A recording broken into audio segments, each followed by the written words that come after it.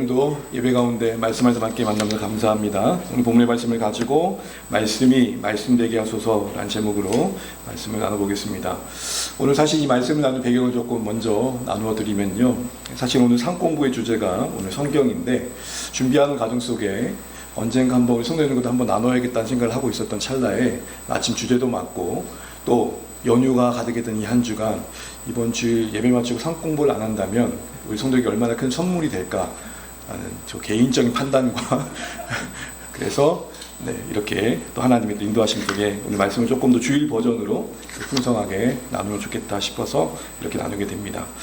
여러분, 저도 교회의 배경 속에서 모태신앙 속에 자라왔기 때문에 신앙생활 하면서 항상 여러 가지 생각들을 하게 되고, 또 가졌던 의문 중에 하나는 왜 내 인생에는 기적 같은 것들이 이렇게 많이 일어나지 않을까 싶은 고민들이 참 많았습니다. 많은 기적을 바라는 것도 아닙니다. 하나님 이 배앓이 하는데 이 배앓이를 좀 낫게 해주세요 해도 몇 시간도 계속될 때가 있었고 당장 나은 적은 별로 없었던 것 같습니다. 여러분 어떠세요? 여러분의 일상은 기적이 가득하신가요? 누군가의 기적의 이야기를 들으면 그들의 이야기지 사실 내 삶에 그런 일이 있었어 라고 할 만한 이야기도 있는지 되짚어보면 좋겠습니다.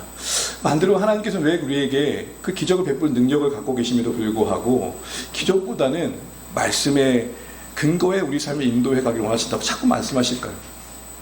엠마오로 향하던 두 제자들을 향해서도 부활하신 예수님께서 바라나 부활했다고 먼저 말씀하신 게 아니라 구약의 말씀들을 하나씩 오늘 버전으로 말하자면 하나씩 작은 나눠주면서 그 말씀이 그들의 마음을 뜨겁게 하고 그때서야 눈을 뜨고 알아먹은 게 예수님의 모습이었죠. 누군가 그런 말을 하더라고요. 기적은 우리의 눈을 띄우지만 말씀은 우리 마음을 열어준다. 좀 더 인격적인 사귐과 관계는 분명 이런 말씀 안에서의 교제가 분명 필요하다는 생각을 해보게 됩니다. 여러분, 연애를 한번 비유해 볼게요. 두 남녀가 만나가지고 익사이팅한 만남들을 이어갑니다. 초기엔 다 그렇잖아요. 뜨거워요. 보기만 해도 막 설레고. 사실 여러분 50년 동안 그런다고 생각해 보세요. 가능하지도 않을 뿐만 아니라 그 삶이 괜찮을까요? 묻고 싶지만 안 묻겠습니다. 장로님 어떠실지.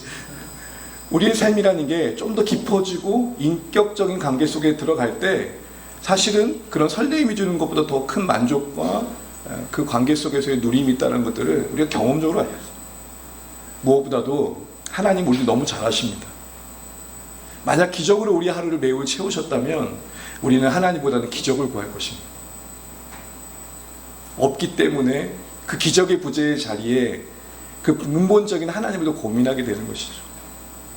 그런 의미에서 우리의 신앙의 여정은 사실은 말씀을 빼놓고 설명할 수 없고, 대신 대부분의 교회 생활도 말씀을 빼고 설명할 수 없습니다. 지금 말하고 있는 설교조차도 말씀의 근거에서 하고 있습니다. 그렇기 때문에 신자된 우리의 삶의 여정 속에 적어도 내가 믿고 섬기는 기독교 신앙의 경전, 근본이라고 말하는 성경에 대한 기본적인 입장 하나는 분명해야 되는 것이죠.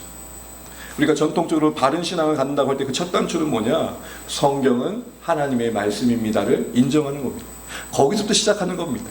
이 중요한 신앙적 전제가, 신앙적 고백이 뒷받침되지 않으면 사실은 중심 잡기도 어렵고 흔들리기가 너무 쉽습니다. 그럼 이 시간 한번 자문해 보시면 좋겠습니다. 여러분은 우리 앞에 놓인 이 기록된 성경이 하나님의 말씀이심을 믿으십니까? 그럼 더 이상 할 말이 없습니다. 그런데 여러분, 살아가다 보면 나같이 믿는 사람도 있지만 안 믿는 사람도 있습니까? 없습니까? 엄청 많죠. 의심을 하고 그렇지 않은 사람도 훨씬 더 많아요. 그럼 그들에게 우리가 맹목적으로 믿어라고만 할 수 있겠습니까? 물론 우리가 그들에게 믿음을 줄 수 없겠지만 적어도 내가 왜 성경이 하나님의 말씀인지를 믿는지에 대한 믿음의 고백을 설명할 수 있는 나름대로의 그 나름 논리는 분명히 있어야 될 것입니다. 그냥 하나님의 말씀이니까 덮어놓고 믿는 것도 참 아름답다 할 수 있겠지만 그 믿음이 좀 더 깊어지고 풍성해지기 위해서는 이 성경에 대한 기본적인 입장이 말씀의 근거에서 정리될 필요가 있겠다 싶은 거죠. 이런저런 이유들도 그래서 오늘은 말씀이 말씀되게 해달라는 주제를 가지고 오늘 성경에 대한 일반적인 이야기를 좀 펼쳐가면서 오늘 본문의 말씀을 근거해서 생각을 좀 해보겠습니다. 여러분, 너무 상식적인 질문인데 참 오랜 기간 동안 잘 읽혀지고 모두에게 읽혀지는 책을 우리는 스테디셀러라고 그러죠. 꾸준히 읽혀지는 책. 그런 책이라고 한다면 전 세계 1위 자리, 부동의 자리를 빼앗기지 않은 책이 있습니다. 그게 뭘까요? 더 바이블, 성경입니다. 여러분, 성경이 역사 속에서 그 시대 속에 그 사회 속에 얼마나 광범위하게 영향을 끼쳤는지는 사실은 그 자료를 찾기가 어렵지 않아요. 너무나 많은 영향을 끼쳤어요. 항모지 같은 곳에 성경이 들어가고 나면 그곳에 교육이 새로워지고 어떤 사람에 대한 인권에 대한 의식이 새로워지고 윤리의식이 고치되고 어떤 정치 문화나 삶의 문화들이 풍성해지는 것들을 역사가 증거해주고 있습니다. 한 예로 문화에 대한 얘기를 들어보면 사실은 중세 교회나 그리고 우리가 알고 있는 지금 클래식이라고 말하는 여러 음악들은 이 교회 배경을 빼고는 설명할 수 없죠. 유명하다고 하는 작곡가들이 대부분 다 이 성경에서 영감을 얻었던, 영감의 원천이 어디였느냐? 더 바이블이었어요. 그러니까 결국 단지 음악만을 위해서 했던 게 아니라 그들의 삶에 영향력을 지배하고 있었기 때문에 성경을 그들의 삶에 뿌리였던 것이죠. 음악가로 유명한 그 바로크 시대의 음악가 바흐가 여러분 잘 알고 계신 것처럼 자기의 많은 작품들, 특별히 교회 음악과 관련된 작품을 남길 때마다 항상 끝에다가 남기는 서명이 있었습니다. 그게 뭐냐면 SDG입니다. SDG. 이거는 헬라어인데요. 라틴어인데요. 그 기록된 대로 보시면 그 자료에 나온 것처럼 솔리데오 글로리아입니다. 솔리데오 글로리아는 것은 오직 하나님께 영광이란 말이에요. 데오란 말은 하나님이란 거죠. 오직 하나님께 영광. 모든 그 대단한 그 걸작들을 남기고 항상 마지막은 하나님께 영광 설명을 했던 거예요. 빅토르 유고라는 프랑스 정신이면서 작가는 영국을 바라보면서 이런 말을 합니다. 영국엔 두 권의 책이 있다. 한 권은 성경이고 또 한 권은 셰익스피어다. 영국은 셰익스피어를 만들었지만 성경은 영국을 만들었다 라고 말할 정도로 그 당시에 유럽권의 성경이 끼친 영향력은 대단했습니다.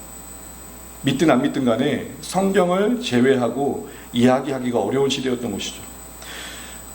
이런 성경이 미치는 영향력들은 세계 모든 언어로 번역되고 있는 그 모습으로도 증거가 됩니다. 여러분 관심 있으시면 대한성서공회나 이런 데 보면 업데이트가 되어 가는데 2023년 말이 최근 거더라고요. 보게 되면 지금 이 세계의 언어가 7,000개가 넘는데 지금 그 언어로 신구약이 다 되어 있든 조금이라도 번역되었든 하여튼 번역된 언어는 3,686개 지금도 진행되고 있고 나머지 3,000개 넘는 그런 언어들은 아직 번역이 안 됐는데 이런 표를 보시면 참 독특한 건 왼쪽에 빨간 글자가 1억 몇 명이라고 되어 있죠. 아직 자기 언어로 성경이 없는 사람들을 말합니다. 그런데 오른쪽에 보면 그 빨간색이 엄청 많죠. 이 말이 뭘 보여주는 것 같아요? 3,000개 넘는 언어가 남아있긴 하지만 그것은 1억 몇 명 좀 안 되는 사람들의 언어란 말이고 이 말은 무슨 말이에요? 소수민족들의 언어만 남아있다는 거예요. 근데 이게 왜 번역이 제일 빠르지 않을까요? 소수민족들은 언어는 있지만 뭐가 없어요?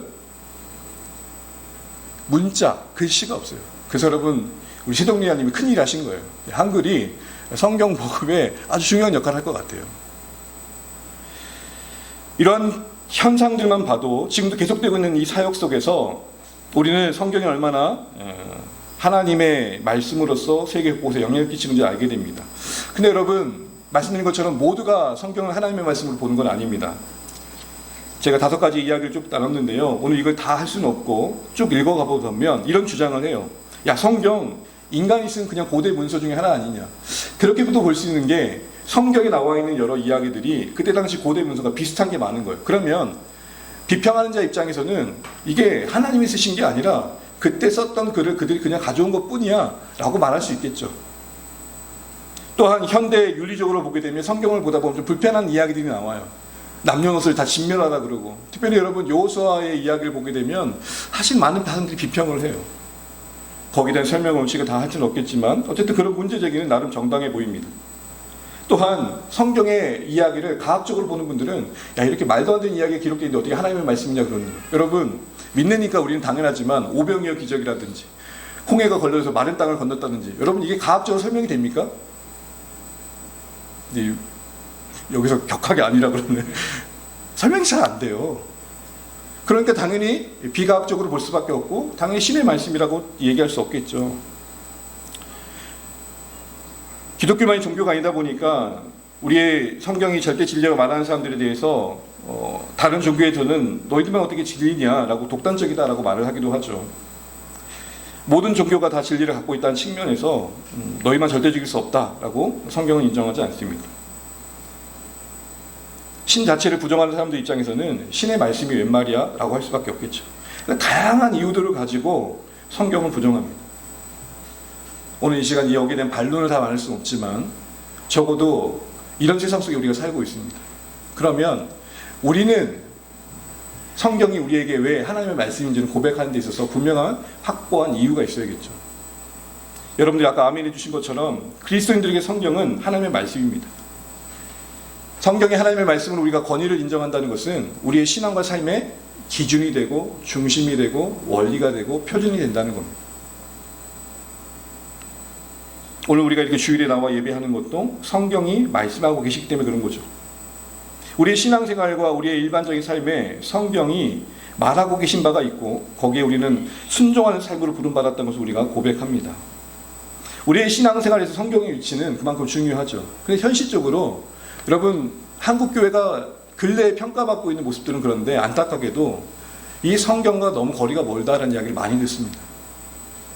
사실 근래의 일만 아니라 참 오래전부터 한국교회 성도님들이 성경에 대한 이해나 그 성경대로 사는 삶에 있어서 그 현실적인 열매들이 그렇게 건강하지 않다는 평가들을 많이 받고 있습니다. 여러분 오른쪽 표를 잠깐 보시게 되면 이건 2017년 버전인데요. 성경 읽기 싫텐데 조사 내용은 그렇습니다.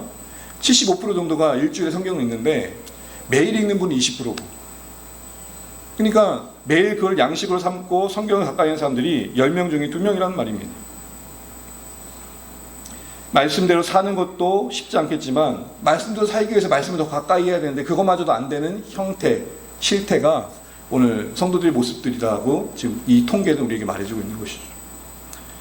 이런 배경 속에서 우리의 기도 제목이 되어야 된다면 저는 이게 되어야 된다고 생각해요. 다른 게 아니고 말씀이 말씀되게 하옵소서. 같이 한번 따라해 주실까요? 시작. 말씀이 말씀되게 하옵소서. 말씀이 말씀되게 해달라는 기도의 내용의 핵심은 말씀의 그 권위가 우리 삶 가운데 회복되는 것입니다. 그 말씀이 약속하신 생명력이 우리 가운데 주어지는 것을 경험해가는 것입니다. 내 삶과 공동체 속에 살아가는 삶의 자리에 실제적으로 말씀이 말씀의 역할을 하는 것들을 기대하고 소망하는 것입니다. 이런 의미에서 여러분 오늘 본문의 말씀의 근거로 말씀이 말씀된다는 게 뭘까를 조금 생각해 보려고 합니다.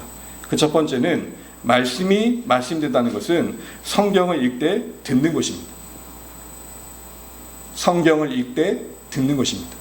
읽기가 듣기가 되는 게 말씀이 말씀되는 겁니다. 읽기가 듣기가 된다는 것은 읽고 있지만 이 성경을 통해 말씀하시는 하나님 자신이 듣는 자리에 있다는 걸 놓치지 않는 것입니다. 내가 주체가 되어가지고 취사 선택해서 보는 말씀이 아니라는 것입니다. 하시는 말씀을 따라 내게 들려주신 것을 내가 듣겠습니다라는 마음으로 펼치는 것이죠. 어디든 펼칠 수 있지만 그것은 내가 찾고 싶은 말씀을 찾는 게 아니라 거기서 말씀하시는 말을 듣는 것입니다. 가능한 저희가 본문을 따라 가는 이유도 그겁니다. 만약에 매주 주제별로 하다 보면 목회자는 고민하게 되고 그 고민 속엔 사심이 들어갈까요? 안 들어갈까요? 안 들어가야죠. 그러나 어쩔 수 없이 제 개인의 어떤 마음과 욕망이 들어갈 때가 있어요. 그래서 저 자신도 통제해야 되고 우리 공동체가 하나님의 말씀에 인도하시는 받는 측면에서 책 한 권을 정하고 그 말씀을 따뜻하게 하는 것입니다.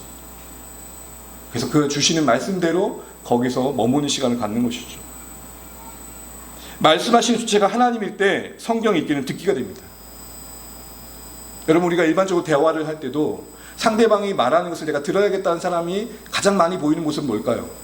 경청이겠죠. 여러분 대화를 할 때 여러분 스스로 한번 보세요. 내가 할 말이 많으면 다른 사람의 말이 들려져요? 안 들려져요? 듣고 있는 동안에도 내가 저 사람 말이 이렇게 대받아쳐야 된다는 생각해야 하네요? 하게 돼 있어요. 들으려고 하는 사람이 경청을 하게 되는 것이죠. 사무엘이 말씀하옵소서 주의 종이 듣겠습니다는 고백이 바로 듣기입니다. 그런데 이와 관련해서 사람들은 이런 반문을 해요. 그래, 말씀이 그런 하나님의 권위이고 그렇기 때문에 말씀 앞에서는 우리는 듣는 자세가 돼야 한다고 하는데 그럼 이런 질문을 하는 거죠. 아, 이거 인간이 쓴 거 아니야? 어떻게 하나님의 말씀이라고 자신할 수 있지? 여러분은 어떻게 생각하세요? 성경은 인간에 쓰여진 책입니다 라고 말을 하면서 어떻게 하나님의 말씀이냐 따지는 사람들에게 여러분 우리는 어떻게 말할 수 있을까요? 여러분 거기에 대해 어떤 답을 갖고 계신가요? 여러분 성경은 분명 인간이 쓴 게 맞아요. 이걸 부정할 수 없어요. 성경도 펼쳐보세요. 누가 썼다고 나오잖아요. 아니 하나님마저도 마치 유체이탈 같아요. 태초에 천지를 만드시니라. 자기 이야기하고 있는데 남 얘기하는 것처럼. 무슨 말입니까? 하나님이 쓰셨다고 하는데 하나님이 쓰신 흔적보다는 인간이 쓴 기록의 흔적이 너무 많고 인간 저자의 이야기가 더 많이 나와요. 성경이라는 이 책이 우리에게 기록되기까지 여러분 잘 아시겠지만 한 1500년의 시간이 걸렸다고 해요. 그리고 성경에 미정으로 나온 사람까지 다 셀 수 없지만 대략 포함해 보면 40여 명이 있는 사람들이 기록자로 쓰임 받습니다. 동시대 사람이 아니에요. 각자 다 다른 시대에 살았어요. 그리고 남긴 게 66권입니다. 구약 39권. 신약 몇 권이죠? 오묘하죠. 39. 야. 3927. 물론 카톨릭 성경을 보신 분들은 3927 아니던데요. 그럴 겁니다. 왜냐하면 거기는 7권의 외경은 더 포함되어 있으니까.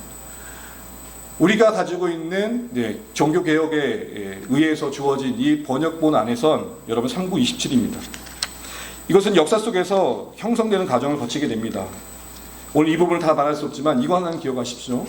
구약은 90년도에 얌리에란 회의에서 결정이 되고 신약은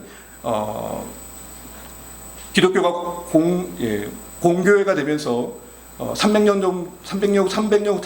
정도에 카타르라는 곳에서 선정이 되는데 중요한 건 뭐냐? 그때 신약이 선정된 게 아니라 이미 교회는 성경을 갖고 있었는데 하도 이단들이 날뛰니까 여기까지가 진짜입니다라고 선을 그어줄 필요가 있었던 겁니다. 그런 의미에서 그 역사 속에서 성경은 형성이 됐던 겁니다. 그러나 여러분 우리가 한 가지 더 생각할 것은 순전히 인간의 저자의 결과물이라고도 말할 수 없는 것이 분명 하나님께서 인간을 통해 말씀하셨다는 게 성경의 증거이기 때문입니다. 히브리서 1장 1절 같이 한번 읽어보겠습니다. 시작. 옛적에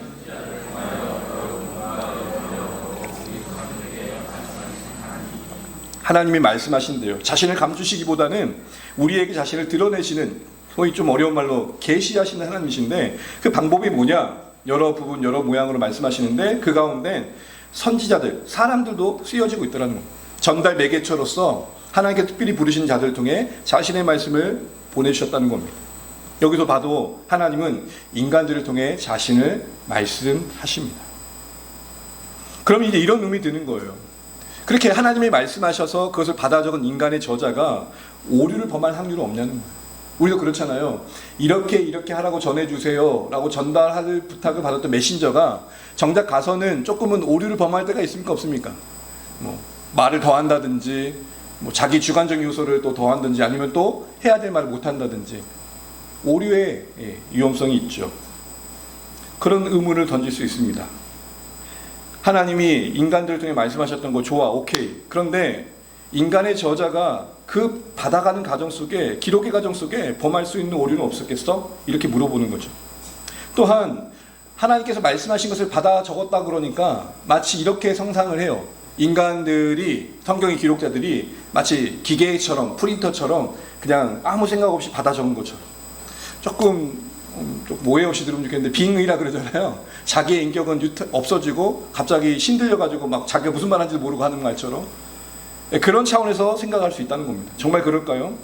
그 성경은 그렇지 않다라고 말하면서 어떤 용어를 갖고 오냐면 감동, 영감이라는 단어를 가져옵니다. 우리 베드로서 1장 21절, 디모데 3장 16절 같이 한번 읽어보겠습니다. 시작. 예언은 언제든지 사람의 뜻으로 낸 것이 아니요 오직 성령의 감동하심을 받은 사람들이 하나님께 받아 말한 것이니라. 아멘. 성령의 감동하심 받은 사람들, 그냥 사람들이 쓴 게 아니에요. 성령의 어떤 걸 받은 사람들이요? 감동하심 받은 사람.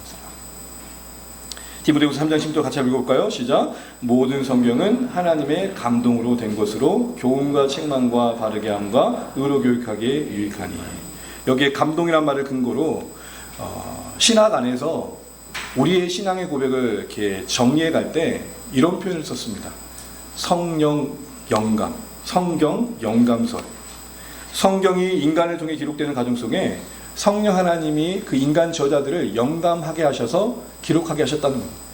원저자이신 하나님께서 인간들을 통해 성경을 써가실 때 오류가 없도록 그들을 붙드셨다는 말도 되고, 그들이 쓴 인간의 그들의 어떤 생각이 담기고 그들의 경험이 담기고 또 그들의 스타일이 담긴 그 모든 것들을 사용하셔서 생명의 말씀되게 하셨다라는 의미를 갖는 것입니다. 그 가정의 신비로움을 설명할 수 없지만 적어도 우리가 확신할 수 있는 것은 성경이 일관되게 말하는 것은 인간 저자의 오류를 하나님께서는 붙드셨다라고 말하고 있는 것입니다. 그러니 그 전달하는 사람들을 통해 들려지는 그 말을 우리 충분히 신뢰할 수 있겠다라는 것이죠. 목사님, 그러면 성경 영감되어서 그렇게 하나님께서 그들을 붙드셔서 기록하셨던 증거는 또 뭐예요? 라고 물어볼 수 있잖아요. 여기까지 잘 따라오고 계시는 거죠? 상공부 안 하는 걸 위로 받으시고 집중해 주세요. 하나님께서 영감을 통해서 영감하셔서 기록하셨다면 그 증거는 뭐예요? 할 때 가장 이야기하는 것 중에 하나는 뭐냐면, 여러분 제 성에 한번 따라주세요. 통일성. 여러분 성경이 아까 몇 권이라고 그랬습니까? 아니에요. 한 권이에요. 성경이 몇 권이라고요? 66권이에요. 66권이지만 한 권이에요. 그 66권이 한 권이 될 수 있는 이유라는 말은 각각의 시대마다 다른 저자들에 쓰여진 다른 내용이지만 하나의 큰 주제로 묶인다는 말이에요. 이게 가능하려면 어떻게 해야 될까요? 제가 여러분 여기서 시험을 한번 할게요. 백지를 나눠드리고 쓰고 싶은 거 다 쓰세요. 한 그 종이 안에. 그래서 여러분 모아가지고 40여 장 되는 걸 모아가지고 책 한 권을 쓸 수 있겠어요? 한 주제로 묶어낼 수 있을까요? 불가능하겠죠. 그러려면 제가 이렇게 해야겠죠. 자, 이제 여러분 봄이라는 주제로 글을 써주세요. 라는 저의 통제와 지침 속에 여러분들이 그 형식을 따랐을 때 어느 정도는 모일 수 있는 확률이 있겠죠. 이와 같이 하나님이 원저자이신 하나님께서 영감을 베풀지 않으셨다면 살았던 시대나 배경과 경험이 전혀 다른 사람들이 하나의 이야기로 연결되어질 확률이 그리 많지 않다는 거예요. 하나의 이야기라고 말할 때 하나의 또 부분적인 증거는 하나 뭐냐면, 여러분 성경이 참 재밌는 게 시대가 이미 과거 이야기임에도 불구하고 한참 지나서 성취되었다는 얘기가 나와요. 여러분 이번 주에 갑자기 뜬금없이 여리고성의 문을 닫는데 그 아들들이 다 죽죠. 뭔 재앙일까요? 거기 그리고 한 글자 나오죠. 여호수아에게 말씀하셨던 것처럼. 여호수아 6장에 보게 되면 여리고성을 다 허문 다음에 여기다가 문을 짓는 자는 장자나 차자나 다 죽는다고 말했거든요. 그게 500년 지나서 이루어진 거예요. 말씀을 경시하는 시대에 뭘 보여주는 걸까요? 내가 침묵하는 듯 하지만 나 아직 살아있다. 경각심을 주는 말씀이었던 것이죠. 여러분 옆에 한번 그림을 보시겠어요? 뭐 지금 좀 줄이다 보니까 화면을 좀 봐주시면 되겠고, 여러분 하이퍼링크란 말이 무슨 말인지 아시죠? 하이퍼링크 기능이 뭐죠? 이걸 클릭하면은 그 클릭한 것에 연결되어져서 불러오게 되는 거잖아요. 그러니까 어떤 학자가 이걸 연구해 본 거예요. 성경을 이렇게 연구하면서 이 말씀이 신약 어디에 있지? 또 다른 데 어디 있지? 하고 연결시켜 본 거예요. 그랬더니 이런 그림이 나온 거예요. 6만 개가 넘는 성경 구절이 서로 연결되어 있는 거예요. 이거를 조던 피터슨이라는 그 유명한 심리학자가 있잖아요. 인생의 법칙이라 썼던 그 책 저자가 이 이야기를 한 거예요. 자신의 회심을 이야기하면서 내가 성경을 믿게 된 배경을 이야기하면서 이 이야기를 가져온 거예요. 성경을 가만히 보니까 상당히 논리적이다. 여러분 성경을 진짜 우리가 좀 통독해 가고 있잖아요. 저도 보면서 깜짝 놀라는 게 그 디테일한 부분들이 곳곳에 숨겨져 있는 것들을 보게 돼요. 우리는 한 권에 취합된 성경을 보고 있지만 여러분 각각의 성경은 시대마다 달랐고 이게 모아지기까지 상당한 시간의 역사의 시간이 있었다는 걸 생각해 본다면 놀랍지 않을 수 없죠. 단 한 명의 원 저자가 있지 않는다면 불가능한 일이라는 것을 지금 제가 말씀드리고 있는 겁니다. 여러분 우리가 믿고 고백한 예수님도 이렇게 말씀하십니다. 요한복음 5장 39절 같이 한번 읽어보겠습니다. 시작. 너희가 성경에서 영생을 얻는 줄 생각하고 성경을 연구하거니와 이 성경이 곧 내게 대하여 증언하는 것이니라. 아멘. 성경이 하나의 주제로 묶일 때 하나님의 나라라고도 할 수 있고 그 나라의 왕이신 예수님이라 할 수 있습니다. 그래서 구약은 우리가 쉽게 오실 예수님에 대한 이야기고 신약은 오신 예수님과 다시 오실 예수님에 대한 이야기인 거잖아요. 예수님이란 주제로도 성경은 하나의 주제를 묶일 수 있어요. 그럴 때 예수님 당사자가 이렇게 말씀하시는 거예요. 너희들이 지금 구약을 보고 있는데 그 구약이 누구를 말하고 있다고요? 네, 자신을 말하고 계시다고 말씀하고 계세요. 예수님이 거짓을 말하신 게 아니라면 지금 이 증거는 우리에게 성경을 본 아주 중요한 안목을 제시해주고 계시는 거고, 성경이 여러 저자를 통해 기록되었던 건 맞지만 그 배후에 하나님이 계셨다는 것을 분명히 보여주고 계시는 거예요. 그러나 여러분 우리는 교리적으로만 이렇게 볼 게 아니라 이 원어적인 의미를 좀 더 볼 필요가 있는데요. 사실은 바울이 우리에게 성경 영감서를 말하기 위해 이걸 쓴 건 아닌 것 같아요. 왜냐하면 이 감동이란 말이 갖고 있는 의미가 우리에게 좀 더 적극성을 요구하고 있거든요. 성령의 영감의 근거로 소개되고 있는 이 하나님의 감동됨, 이 말의 의미는 원어적으로는 하나님이 숨을 불어넣으시다라는 뜻입니다. 신약 성경에 여기에만 쓰였어요. 유일하게 이곳에만 쓰였어요. 하나님이 후 하고 숨결을 불어넣으시다라는 뜻이에요. 여러분, 이렇게 하면 어디서 많은 봤던 구약의 한 장면이 떠오르지 않으세요? 어떤 장면이 떠오르시죠?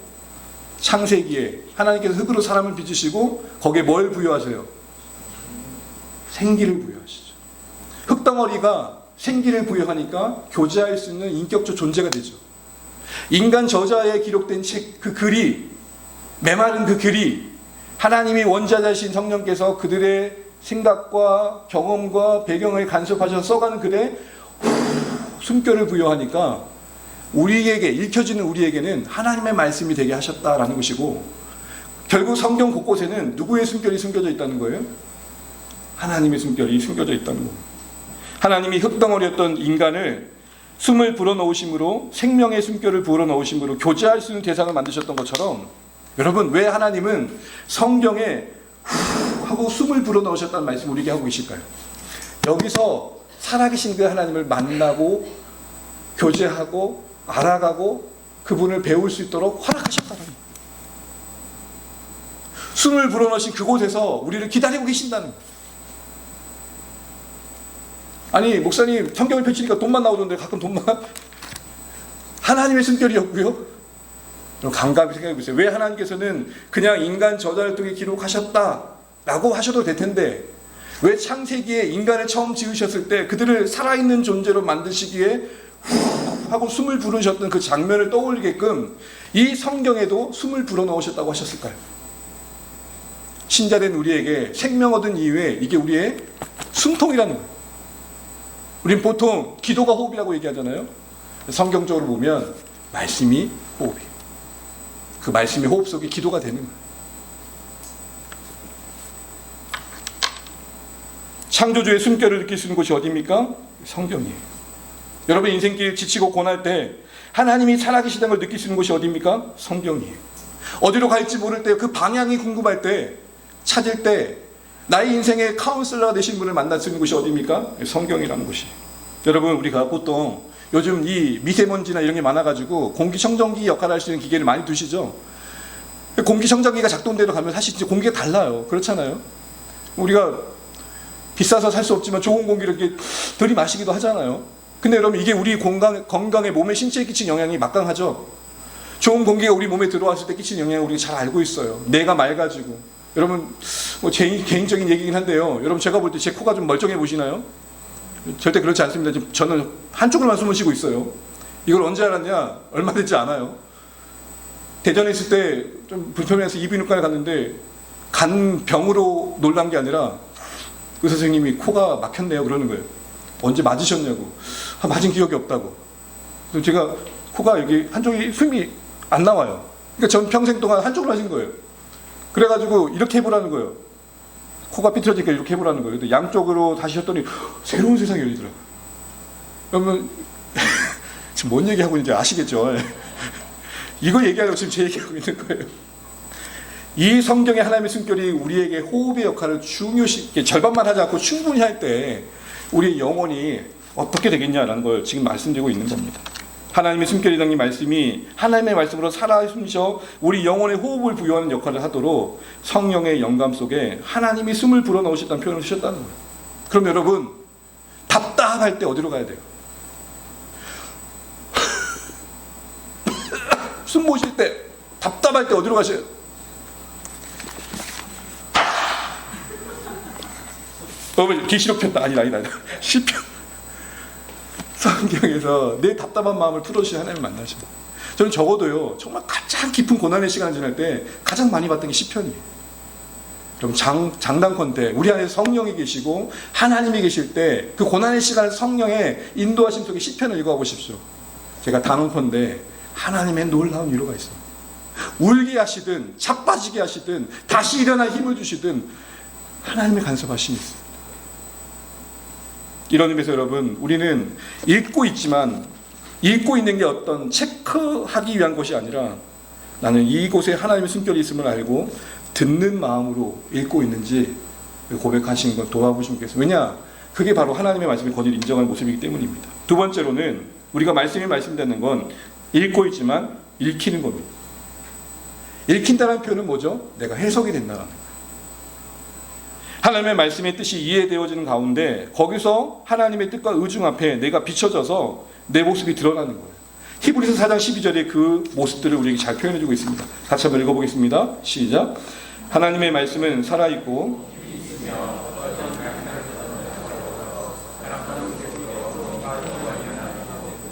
간절과 골수를 갈라놓기까지 하며 마음에 품은 생각과 의향을 가려냅니다. 세 번역으로 읽었습니다. 그 말씀 그대로 나를 드러내시는 거예요. 여러분, 우리가 회복되려면 내 상처와 내가 고쳐야 할 부분들이 드러나야 되잖아요. 그게 고통스럽지만 그 과정을 거쳐야 사실 낫는 거잖아요. 바로 그 과정을 성경 안에서 해석된 말씀 안에 하나님께서 해가신다는 겁니다. 이런 의미에서 성경은 우리 비추는 거울이 되고 또한 내가 살아갈 삶의 자리를 바라보는 안경이 되는 것이죠. 물론 그 과정 속에 하나님은 교훈하시고 책망하시고 우리가 나아갈 방향으로 바르게 의로 교육해 가십니다. 오늘 다 다룰 수 없지만 이 과정 속에 우리는 성경을 대할 때 적어도 우리가 성경에 의해 해석된다고 할 때 가장 중요한 건 묵상입니다. 여러분 저를 잠깐 봐주시죠. 간혹 얘기했던 드린 건데 우리가 보통 말씀을 읽는다는 것은 보편적으로 말씀을 섭취하는 하나의 대표적인 거지만 읽는 것만이 아니라 뭐도 있죠. 말씀을 듣기도 하고 읽기도 하고 공부도 하고 외우기도 해요. 여러분 이렇게 말씀을 많이 섭취했을 때 이게 제 걸까요? 제 건가요? 이렇게 뺏기죠. 그런데 적어도 듣기를 해요. 듣고 난 다음에 묵상을 해요. 그러면 아까 이거보다는 덜 뺏기죠. 이게 뭐예요? 묵상하는, 생각하는 거예요. 그 말씀이 나를 해석할 수 있도록 진실하게 반응하는 거예요. 다윗만 쫓아다니지 말고 하나님 내 안에 사울도 있네요를 고백하는 거예요. 예수님만 보지 말고 하나님 내 안에 바리새인이 있네요 볼 줄 아는 거예요. 그 진실한 만남이 묵상이고 그 묵상 속에 우리는 해석되어지고 읽혀져서 하나님께서 우리를 인도해 가신 것들을 경험해 갈 수 있다는 것입니다. 특별히 이 해석의 과정 속에서 우리는 우리 자신을 넘어서 좀 더 공동체적으로 그 묵상의 지평을 확장해 갈 필요가 있습니다. 묵상할 때 그것이 공동체를 염두하고 관계를 염두하는 묵상이 될 필요가 있다는 거예요. 특별히 여러분 성령의 열매 중에 기쁨이라는 게 있습니다. 희락이라는 게 있습니다. 아 그래 하나님께서는 우리 안에 성령으로 희락이 있기를 원하시는구나 정도가 아니라 내 개인에서만 머물 게 아니라 이 기쁨의 요소가 관계 속에서 적용되는 거죠. 아 그래 저 사람 잘 되는 건 날 기뻐할 수 있는 게 성령의 도우신 가운데 가능한 거. 내가 누군가가 잘 된다고 얘기했을 때 기꺼이 박수 쳐주지 못했는데 그 내 안에 희락이 없는 거구나. 이렇게 관계의 지평 속에서 우리는 우리 자신을 더 돌아볼 수가 있어야 된다는 겁니다. 더 나아가 우리가 서로 함께하는 공동체 속에서 우리 묵상의 의미는 더 깊어질 수 있음을 알아야 됩니다. 한마디로 여러분 우리가 개인의 묵상을 강조하지만 사실은 성경은 엄밀히 말하면 공동체의 책으로 주어진 것입니다. 초대교회 당시에도 여러분 모두에게 성경이 있었을까요? 아니에요. 두루마리 책을 읽으면 모여있는 성도들이 듣게 되고 그 들었던 건 기억에 의존해서 말씀대로 살았던 거예요. 그러니까 여러분 다시 들을 수 없으니 그 듣는 순간 집중했겠죠. 특별히 제가 오늘 공부를 준비하다가 스탠리 하워스라는 되게 유명한 신학자가 있는데 이분이 미국 성도들에게서 성경 뺏기라는 표현을 해서 나름대로 무브먼트를 움직였다는 이야기를 들은 적이 있습니다. 여러분 성경을 뺐다니요. 저도 시원찮만해. 무슨 말일까요? 왜 성경을 뺐으라고 그랬을까요? 성경이 너무 사유화되는 것을 걱정했던 것입니다. 성경을 읽으면서 개인의 삶을 묵상하고 개인을 돌아보면 참 좋은데 거기까지인 거예요. 자기에게 유익한 말씀만 찾는 거예요. 자기에게 도움이 되는 것만 찾는 거예요. 다시 말하면 입맛대로만 찾는 거예요. 공동체 안에서의 자신의 존재가 말씀의 비단에 비춰져서 해석되어지는 것들을 멀리하더라는 거예요. 그런데 여러분 성경은 어떤 책이죠? 공동체의 책으로 주어졌어요. 그럼 여러분 계시록을 보시고 서신서를 보세요. 한 개인에게 주신 서신도 있지만 다 뭐예요? 교회에게 주신 거예요. 그 교회의 한 구성원인 우리가 교회에게 주신 말씀을 교회로서 들어야 됐던 것이죠. 여러분 말씀이 말씀된다는 건 뭡니까? 읽되 읽혀지는 거예요. 최근에 여러분 말씀 앞에서 여러분 실존이 해석되는 경험을 하셨습니까? 여러분이 그렇게 열심히 냈던 것이 혹시 이면에 욕망이었던 게 해석된 적 있으십니까? 나는 뭔가 열심히 낸다고 했지만 그것이 조급함이었다고 해석된 적 있으십니까? 나는 사랑이라고 했던데 혹시 나는 그것이 나의 유익을 위한 것들한 거 해석된 적 있으십니까? 진실한 말씀의 직면 속에 우리는 으깨어지고 깨어지고 그 자리가 주의 통치가 임하는 자리가 되는 것이죠. 마지막으로 여러분, 성경 읽기가, 성경이 말씀이 우리에게 말씀드리는 건 뭐냐? 성경 읽기가 읽기가 되는 겁니다. 익어가기가 되는 거예요. 읽는다는 건 뭐예요? 연구로 간다는 거예요. 리딩이 비잉이 되고 리빙이 되는 거예요. 읽는 것이 내 존재가 되고 삶이 되는 거예요. 우리는 매일같이 한 번에 아니라 반복되는 말씀의 읽기와 듣기와 공부와 그리고 묵상 속에서 단 한 가지의 진리를 알게 되고 그것이 내 삶에 내면화되고 체질화되고 습관화되기까지 상당한 많은 시간을 요하고 있다는 것을 우리가 잘 알고 있어요. 바로 그런 의미에서 읽기는 읽기가 되는 거예요. 살아내기까지 끝없이 반복하고 생각하고 돌아보는 시간을 갖는 것이죠. 디모데 3장 10절에 그래서 이렇게 말씀하고 있습니다. 그 교훈과 책망과 바르게 함과 의로 교육함을 그 반복된 과정 속에 결국 우리는 지향하는 바가 뭐냐? 하나님의 사람으로 뭐해지는 거예요? 온전해지는 거예요. 이때 온전함이란 말이 뭘까요? 준비되어지고 무장되어짐을 말하는 것입니다. 말씀을 통한 하나님의 통치가 우리 안팎에 구현되는 것입니다. 신자된 우리가 성경을 믿고 있고 성경이 하나님의 말씀이라는 것을 인정하는 우리 안에 말씀의 가치관이 내 안에 내면화되어져서 변화되어진 성품과 가치관과 삶의 태도가 있는지는 되게 중요한 우리 자신을 돌아보는 내용이 되어야 됩니다. 이렇게 말하는 겁니다, 여러분. 나는 익어가고 있는가? 읽을수록 익어가고 있는가? 나의 읽기는 읽기인가? 정리하면서 말씀이 말씀된다는 건 뭘까요? 첫 번째, 읽기가 뭐가 되는 거예요? 듣기가 되는 겁니다. 하나님의 권위를 인정하고 말씀 앞에 서는 겁니다. 다시 말해, 나는 말씀을 경외하는가? 한번 최근의 태도를 돌아보시죠. 우리는 말씀을 듣기 위해 읽고 있는가? 아니면 그냥 읽어야 되니까 있는 건가? 두 번째로, 말씀이 말씀되는 건 뭐예요? 읽기가 읽히기가 되는 거예요. 나의 존재와 나의 관계와 나의 삶이 내 내면에 감춰진 모습들이 해석된 적이 있는가? 그래서 이런 고백을 하신 적이 있는지 돌아보시면 좋겠어요. 하나님 앞에 숨길 수가 없네요. 마지막으로 읽기는 읽기입니다. 익어가기까지, 연구러가기까지 애쓰는 겁니다.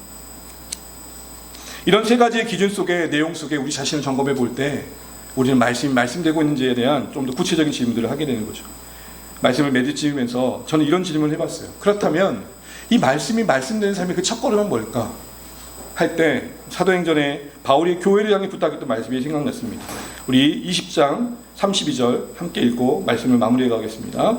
사도행전 20장 32절입니다. 시작. 지금 내가 여러분을 주와 및 그 은혜의 말씀에 부탁하노니 그 말씀이 여러분을 능히 든든히 세우사 거룩하게 하심을 입은 모든 자 가운데 기업이 있게 하시리라. 아멘. 부탁한다라는 표현을 주목하십시오. 지금 여기 배경은 에베소 교회까지 친히 방문하지 못했던 바울이 그곳에 장로들을 불러 모아놓고 교회를 부탁하고 있는 겁니다. 그런데 장로들에게 맡긴다고 하지 않고 있고 하나님과 그분의 말씀께 교회를 맡긴다고 하고 있어요.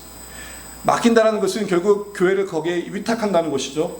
말씀이 교회를 교회되게 할 것이라고 말하는 겁니다. 그러면서 그 교회되게 하는, 말씀이 말씀되게 하는 그 말씀은 어떤 것이냐라고 할 때 그 말씀을 뭐라고 얘기하고 있어요? 은혜의 말씀이라고. 그러니까 은혜의 말씀이 될 때 말씀이 말씀된다고 얘기하고 있는 거예요. 은혜의 말씀은 여러분 문법상 두 가지로 해석돼요. 첫 번째는 은혜를 주시는 말씀, 두 번째는 은혜로 주신 말씀. 이걸 두 가지를 문법적인 이 내용이 맥락상 어떻게 읽혀져도 상관없다고 생각해 보면 이런 의미가 하나 적용점을 찾게 됩니다. 은혜로 주신 말씀이 될 때 말씀이 주시는 은혜가 우리 삶 가운데 이루어지기 시작한다는 거예요. 더 쉽게 말하면 내게 말씀이 선물이 될 때, 감격이 될 때, 감동이 될 때 거기서부터 말씀 안에서 주신 은혜에 대한 걸음들을 걷게 된다는 거예요. 그럼 여러분 오늘 되게 광범위하게 얘기한 것 같은데 아주 중요한 질문 하나를 우리가 하고 말씀 맺게 되는 겁니다. 이게 뭐냐면 나에게 말씀은 선물인가?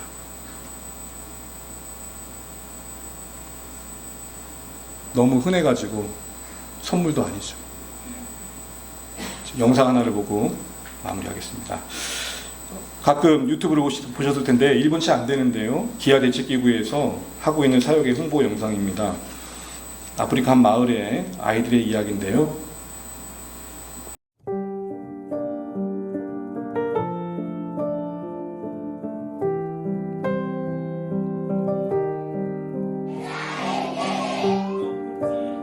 omwalolesha ekitonjekete ekitabo kimu paliife ebitabo abaana babonfya mukati ka kirunganiro kyesu kitabo kyabalanga evi bantu tachangu okusanga ekitabo kunchende kumyesu mukwasuka kwandi tunalanda ati baana banono fye babiri nangu batatu bali mukirunganiro myesu abakwata kwa amabayibuli ewachakati baberenga kwa amabayibuli.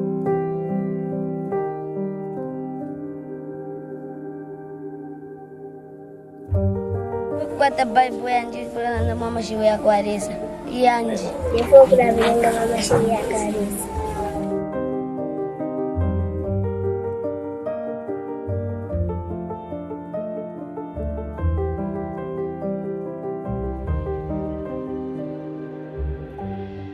제가 말하는 바가 어려운 내용이 아닙니다. 근데 내 앞에 있는 말씀이 선물로서 여겨지는 것과 그렇지 않은 큰 차이가 있다도 분명한 것 같습니다. 저 아이들에게는 놀라운 선물입니다. 그 찢어진 뭉치된 성경이 공동체 안에 읽혀지는 게 전부일 때, 이 성경 하나 구매하는 게 그들의 생계 비용에 비하면 너무 큰 비용을 차지하다 보니까 성경 하나 갖는 게 어려운 그때 그들에게는 놀라운 선물이겠죠. 여러분, 이 안에 하나님의 사랑이 있고, 이 안에 하나님의 소망이 있고, 이 안에 하나님의 숨결이 있고, 세상 돈을 주고도 살 수 없는 하나님의 평강의 약속된 이 말씀이 놀라운 선물로 여겨지시기를 간절히 소망합니다. 가끔 이런 분을 뵀어요. 이건 실합니다. 목사님, 이거 베고 자면 꿀잠 나요. 성경을 베고 자면 꿀잠 잔대요. 그러면 펼치면 뭔 일이 나겠어요? 아니, 배도 꿀잠을 자는데 펼치면 뭔 일이 나겠냐고요. 펼치시고 마음이 열려 읽히고 이겨져 정말 말씀이 그래서 말씀이구나 고백될 수 있는 우리 삶 되시기를 간절히 바랍니다. 말씀의 권위를 부족한 이 시대에 적어도 신자들은 이 기록된 말씀이 하나님의 말씀이라는 걸 인정합니다. 고백으로는 한 걸음 더 나아가 그 고백되는 말씀이 말씀 되시길 바랍니다. 이를 위해 말씀이 내게 은혜인지, 말씀이 주시는 은혜를 기대하기 전에 이거 자체가 은혜가 되셔요. 그럴 때 펼치게 되고 듣고자 하고 사랑하게 될 것입니다. 거기서부터 시작된 하나님의 말씀의 능력들이 우리 가운데 충만히 경험되시기를 간절히 소망합니다.